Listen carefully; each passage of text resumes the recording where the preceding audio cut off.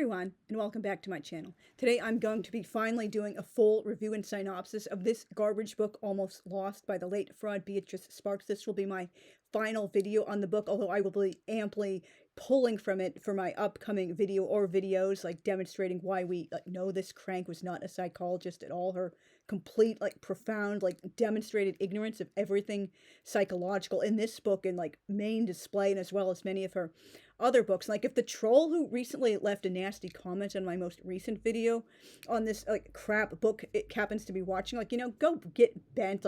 It's none of your business if I choose to do a deep dive on this fraud in her books. It's called having a special interest, being passionate about something, doing a public service, warning people away from this crank and demonstrating why her books are such dangerous propaganda. No one should take them seriously. I'm taking one for the team. That's not evidence of a mental breakdown. That's just caring about other people and not wanting them to be hoodwinked by this absolute garbage propaganda. So anyway, let's just start getting down with it. And I called this the blog post this is based off of: How to Cure Depression Through Toxic Positivity and Magical Thinking. Finally, a full synopsis and review of Almost Lost. Paula Gordon, who is specified as a nurse, why do we need to know her profession, is convinced the septuagenarian fraud Beatrice Sparks is the answer to her 15-year-old son Sammy's textbook depression and books him for an appointment. You name the symptom, Sammy has it. Oh, wow, that's not convenient at all. He's just a walking cliche checklist, not a real person genuinely suffering depression. And at the beginning it says oh, Sammy has gone from being a bright, happy, funny, usually self-confident boy to someone who often seems almost an old senile stranger. And she lists how many, 11 symptoms. Most people, of course, we're all different who suffer from depression. There are many different types, but most people, they're not manifesting every single symptom of depression. Maybe they have others, but they can mask fairly well, or they have some symptoms at sometimes and other symptoms at other times, not all of the symptoms at the same time. It's just she wasn't writing these about real people. It was just oh, I'm teaching a very special lesson. I'm not going to try to make it realistic. This is what teens should be writing, and they should be being warned about this. It's a very special episode in book form, unusual irritability. He has quit his part-time job. Mommy notices a continuing loss of self-esteem. Times when he locks himself in his room and she can hear him crying pitifully. Grades have fallen from A's and B's to D's and F's. Melancholy periods that come often or stay longer. Appetite loss, rare occasions, gouging. Feels completely detached from everyone and everything. Difficulty concentrating and remembering. Mommy notices continuing loss of self-esteem. Spurts of, for no apparent reason, blatant hostility. Melancholy periods, I mentioned that. And looks himself in his room and cries, detached from everything and everyone. So again, it's too textbook. Everything about this book is too textbook, as I said in many of my previous videos. Sammy has no interest in therapy, though he gives Dr. Fraud a huge ego boost by saying he feels like he knows her through her garbage books. I hope you know I cared for those kids as much as I care for you. What teen boy in the 90s or anywhere would have actually probably read all of her books and enjoyed them? That's wow, she did not understand male characters at all. She failed miserably the few times she tried to write male characters. He's very hostile and rejects any offers of help, though he so unrealistically waxes shock. This is another of her favorite tropes, when Dr. Fraud says he's far from the only kid suffering depression. He also babishly claps his hands over his ears and rants about how he doesn't want to talk about or even acknowledge the existence of his deadbeat dad, Lance. It's when she tells him, oh, did you know millions of other people have depression, including lots of kids? Wow, OMG, Dr. B. I had no idea. I thought I was the only one. It's the way he talks about his father. La, la, la, I can't hear you. I won't talk about him. I can't. I don't. I won't. No way. No way. He doesn't exist. He never did. He's less than nothing in my life, and I'm less than nothing in his. He's just blank space. Forget him. Erase him.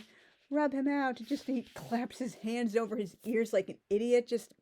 Again, like everything is so textbook in all of her books, they just don't feel like real people. After ranting against Lance and declaring he's afraid he'll fail even at suicide, Sammy agrees to let Dr. Fraud hypnotize him. Like someone at Goodreads and I think Amazon too said they felt like this book was trying to scam them into buying hypnosis tapes. It's like mentioned so many times.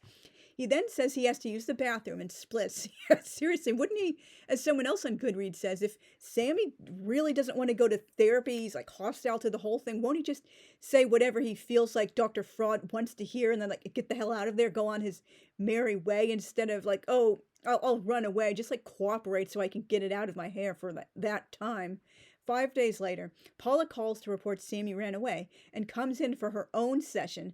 Dr. Fraud recreates the creepy temple anointing ceremony by touching Paula's body parts while leading her through hypnosis. Like, seriously, I almost expected her to bust out with the line they do in the temple. Health in the navel, marrow in the bones, strength in the loins and in the sinews, power in the priesthood be upon me and upon my posterity through all generations of time and throughout all eternity. Like, seriously, she was not subtle at all about dropping Mormon references and outright like things into all of her books. And that was so creepy. Was she trying to do like sexual tension and unintended like lesbian like feelings for herself? Was she confessing she was bi-curious? Like so many things in her books, they just make me wonder. She also dishes out a heaping helping of toxic positivity, all caps, because as we all know, people are constantly screaming when they talk for no reason and writing and speaking in all caps, and ass pats, reassuring Paula she's an awesome mommykins just the way she is. 3 months and 19 days later, Sammy returns by surprise, scaring the daylights out of Dr. Fraud as she's leaving her office because he looks homeless. She never missed an opportunity to spew her class. I mean, she doesn't like explicitly like say Sammy looked homeless, but he just, like absolutely like scared her. As I was leaving my office, a dirty, unkempt teenager arose from the bottom step and started towards me. Oh no, an icky poor kid. Oh gross. Ew, I'm terrified. He must be homeless. I felt my muscles tense and took a tighter grip on my purse and briefcase. When I was just one step above the boy, he spoke softly. Remember me? I'm Sammy Gordon. He was so thin and sickly looking I hardly recognized him. I guess you don't have any time, and I don't have any money, and he turned to leave. I put my arm around his shoulder and guided him back into the building. I'm happier than you'll ever know just to see you're still around. His embarrassed, almost smile told me we had connected. Her little fantasy. And so out of the pretended goodness of her heart, she gives Sammy a free session. Like instead of, okay, this is great to see you again, boy, but I have to like go home. I'm on a schedule. I'm on my bus, or like I don't want to like get caught in rush hour or something, or be driving when it's like dark out. Like let's book an appointment over the phone or first thing tomorrow. Instead of, oh, I'll just go right back into my office because I'm the magnanimous Dr. B. I care about the kids. Dr. Fraud immediately gets unprofessional and very creepily so by calling Sammy all sorts of creepy pet names, hugging him, touching him, and massaging him. This would be so illegal if he were real. She also demands he start dumping that whole gagging load of gagging garbage ASAP so he can obediently pretend all his trauma and bad memories never happened, like a good little Peter Priesthood. Like she hammers this home so many times, and in all of her other books too, her characters use the exact same phraseology. I dumped my whole gagging load of gagging garbage, and the cops want me to go back and wallow in it. Wallow in it. Oh, how can I still be thinking of almost getting raped? That was 3 days ago. I should be over it by now. Sammy starts telling the story of how he took a bus home after an unspecified bad event, which I suspect was intended to be referring to when his father Lance beat him, and immediately felt alienated from all the other kids at school. Like she constantly has teenagers calling their own peers kids like they did in her day. Eventually, he hit his friend with benefits harmony and got into so-called witchcraft and devil worship, which in Beatrice Sparks' world includes rap music. So racist. Dr. Fraud just couldn't resist the urge to revisit Jay's journal and the moral panic she created. Sammy returns the next day and tells the story of how he joined the Harpoon gang at his school. fighting thing, as this guy is called, made him feel alive again, and he begged to join the gang. Like, is that really how this happens in real life? Like, is this how a lot of guys actually, like, think, or even high school boys? Oh, I was feeling so alienated and depressed and, like, detached and disinterested in life and, like, everything and everyone. But, oh, this boy jumped me in the halls and I fought back, and wow, that just totally reinvigorated my will to live. And is that really how you join a gang? Like, I know you just beat me up thing, but I want to join you and the boys. Can I be in? Yeah, we're not enemies anymore. After all, you want to join the gang. You're cool. You're in the bro code now. Like, what? She did not know how to write male characters worth crap. This involved a violent jumping in, which horrified Paula when he came home. She took Sammy to hospital. He's like going on, oh, mommy wrapped my ribs, even though no one does that anymore. It's like decades out of date. Even in the 90s, no one wrapped broken ribs. And no way was I going to monitor my you-know-what for you-know-what. Like, use real words, boy. You're like supposed to be 15, not 2. And she was just like terrified because of all of his injuries. But he's like immediately accepted as soon as he like comes home and goes back to school. Yeah, you're one of us, Sammy. Now you're in the bro code.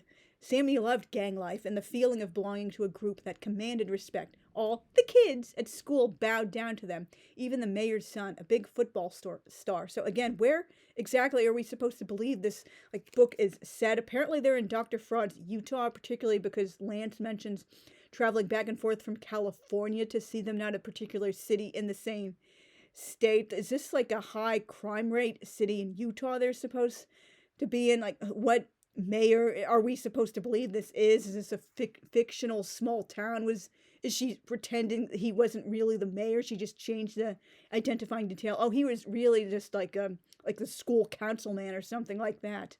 Dr. Fraud gives Sammy a religious sermon, which she also did in the prior session. Yeah, that's not inappropriate at all. And delivers an info-dumpy PSA about Prozac. This was one of her tropes as well. Like, oh, the more you know. Are you ready, self? Yeah, I'm ready. Here, get ready to learn some big words. I'm going to tell you all about HIV and the drugs I'm taking. Yeah, that's not how normal people talk or journal.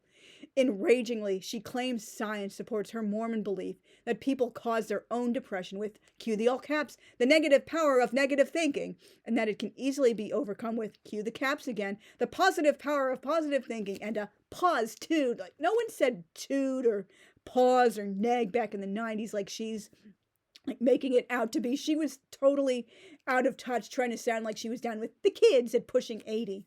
Sammy keeps coming to therapy and tells detailed stories about how his gang decided it would be really cool, like out of nowhere, to move to LA and be homeless on the streets. Like, most gangs don't migrate unless they're like really big, like nationwide chapters. How he was shot in a drive-by and dumped at a hospital where he's ignored in the hallway for the longest time. How he was dropped off on the freeway after recovering. Like, wow, that would not happen. Hitched a ride with a trucker who turned out to be a child molester.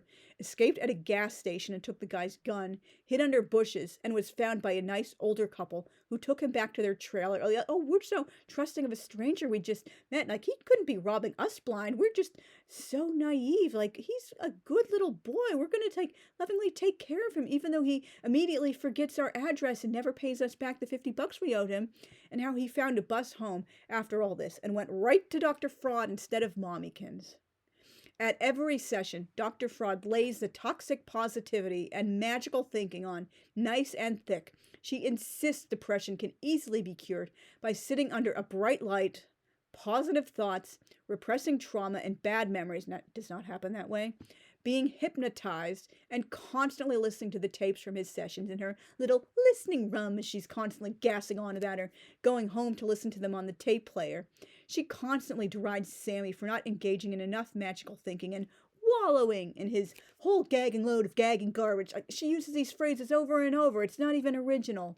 Because in Beatrice Sparks' world, PTSD doesn't exist, and you're a terrible person and moral failure for not snapping back from serious trauma within days. This makes me so angry. I cannot wait to rip her apart even more in my upcoming video or videos for Mental Health May about everything she got wrong about psychology.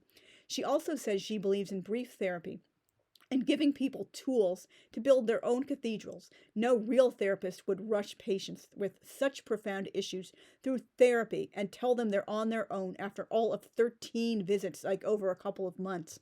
Nor would she tell them all negative thoughts are inherently wrong and dangerous. I went over this in a previous video. Like, yeah, sometimes it's good to be critical, or you can't love everybody. Like, sometimes without the evil inclination, you would never do certain things, like like wanting to have sex, so you're going to like get married, or maybe like live long term with a partner, like whatever your jam is. But the key is to not like overuse or like overindulge in like wanting to have sex all the time. You're going to do it in like moderation, instead of like giving in to your basest impulses, or like you want to start a business. Like, that might be motivated by wanting to make money, which can be like a negative thing or a sinful impulse. But like, hopefully you're going to be an ethical like business person and eventually give back to the community once you've like started making a profit. So like, negative like thoughts, even hatred, they're not inherently bad, and sometimes it's good to like be on your guard. Don't like trust and like everyone. That can like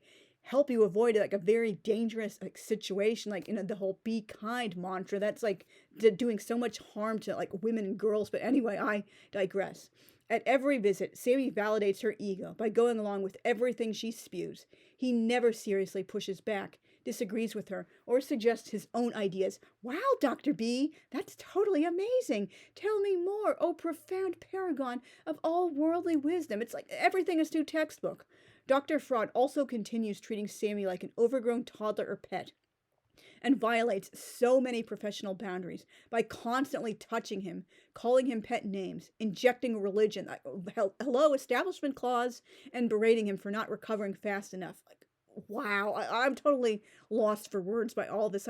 Sweet Sammy, sweet, neat Sammy, smart Sammy, super Sammy. Oh, Sammy Gordon, you are so smart. I want to screw off the top of your head and pat your brains. Like, wow, it's like I wouldn't even talk to a toddler like that. Sammy has a setback when Lance starts trying to rebuild a relationship. He has a total meltdown every time he talks about Lance, and tells the story of how he saw Lance and some buddies snorting coke over winter vacation, and presumably that's the unnamed incident he talked about at the beginning when he had a hard time finding a bus ride home to his mommykins. Sammy later tried some coke, spilling most of it on the carpet, and got beaten by Lance when he was discovered. Sammy says he was suicidal for weeks afterwards, and Dr. Fraud encourages him to think of adults he can turn to for help if that happens again, or to call a helpline instead of reporting him to a psych ward, or hell, anyone who could like do some intensive like therapy or treatment or intervention. You don't just, oh, okay, you wanted to unalive yourself. That's bad, but it'll be better next time. You just need to have the right tools. Like, don't be dragged down by a neg tude. If you have a pause tude, you'll never want to unalive yourself ever again. She also doesn't call CPS or the cops, for the Lance like situations with the drugs and the child abuse. And all the while, she keeps berating Sammy for not repressing his depression and trauma, sending the message it's his own fault he was suicidal. Wait a minute, Sammy. You're not trying to blame Lance or other people for like being depressed and wanting to unalive yourself and being in that black, dark mood for months. Like, yeah, of course it was your fault. Your neg tudes, that was keeping you down in the muck and mire. You don't just need to have more pause tudes. Like this, everything about this book absolutely enrages me. Dr. Fraud leads Sammy through the most ridiculous, offensive, pseudoscientific visualization hypnosis I've ever heard about, which I went through in the prior video, in which he magically rids himself of all negative memories and trauma. Yeah, that never happened. She's angry he doesn't want to dump the time he hit Harmony, and he says he'll always be upset by it. Uh-oh, Sammy, you're not doing enough magical thinking and toxic positivity. Like a good little Peter Priesthood, you need to repress everything now. Like everything she spews in this crap book, it's contrary to human nature and just like basic like psychological understanding, adolescence, like cognitive development, you name it. Lance and Paula attend the next session, and Sammy has another meltdown, ranting and raving against Lance. Meanwhile, Lance instantly breaks down. Yeah, that never happened.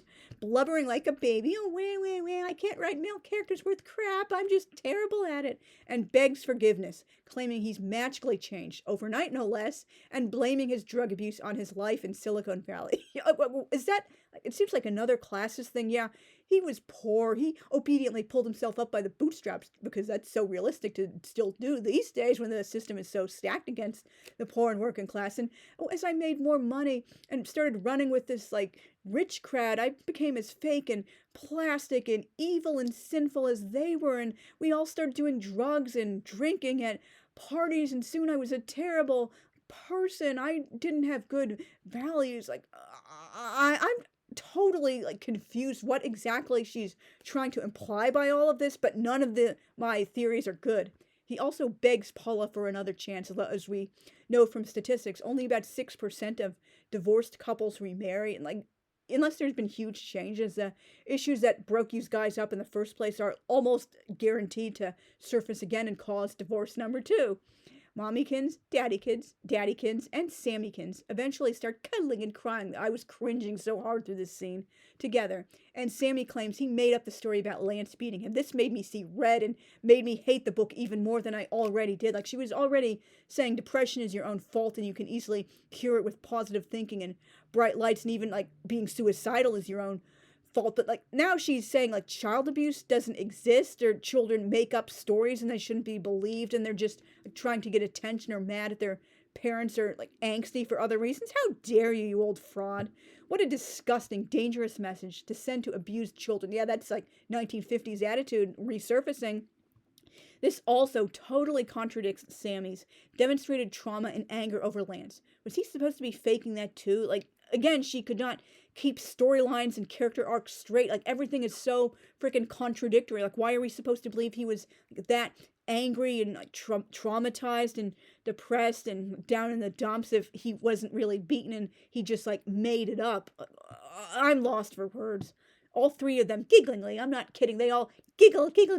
Lance giggled, Paula giggled, Sammy giggled, giggly. Like, that, wow, these, what was she trying to put across with this? These 2 grown adults and a 15-year-old are just giggling, particularly after all these serious mental health issues. So they all gigglingly agree to dump their yucky past. Oh, wow. And never wallow in it again. A family magically reconciled and healed, all in one therapy session. And as they're leaving, Dr. Fraud is like, oh, next time you come here, you won't have like all of that garbage, right? And Sammy's like, what garbage? Oh, I'm being a good little Peter Priesthood now, Dr. A-hole. I'm repressing all my negative feelings. I don't have anything bad at all. I have the pause tude. I'm pretending ugly things never, ever happened in my past. In October, the entire family comes. Dr. Fraud has them play a bunch of cringy, like freaking goofy and ridiculous toxic positivity and magical thinking games, reiterating her obsession with repressing all negative feelings and being unnaturally happy clappy. It's so cringy. And she also gives them a whole bunch of like dittos and worksheets and like things to like, not coloring sheets, but just like images. Like, oh, do you feel like the person in this image? Which one looks like you? Can you draw this? Like, she even tells Sammy's 2 little sisters it's wrong to ever be angry or hate anyone. Everyone leaves lovey-dovey and resolves to start over like they never suffered any trauma and estrangement. More magical miracles worked in the span of one session. Like, I found these are like some of the stupid things. Again, this is one of the reasons like I suspect she had a co-author or someone, another creator helping her with this, because this is one of her 2 books where she is not listed as the sole like copyright owner. So like the person who created these things, I'm sure that's the other person on the copyright with her. Like, she was not that talented. I'm positive this is not her like own handiwork, or who knows, maybe she even lifted it from like a whole ass like psychology textbook, as she loved trawling through psych textbooks to get like stuff to like sprinkle into her like own stupid books. And so Paula and Lance get remarried, and Sammy invites Dr. Fraud to the welcome home party after their honeymoon. Oh yeah, that's not a total violation of all professional boundaries. Like, I mean, okay, maybe you invite your therapist, but the therapist has to be the professional person and say, yeah, I really like that you think so highly of me, Sammy. I'll always like remember you, and if I run into you in public, of course I'll be like friendly, but I cannot like violate my code of professional psychological like therapist boundaries by like, actually coming to like a client's house for a party, even if they're no longer my client. That's just like a line I'm not allowed to cross. The book ends with Dr. Fraud delivering an info-dumpy PSA about biofeedback. I was like almost falling asleep during this, and talking about her new patient, Laurie, who was abused by both her birth parents and foster parents, and now needs the same toxic positivity and magical thinking she foisted on Sammy. This was like one of her stupidest endings ever.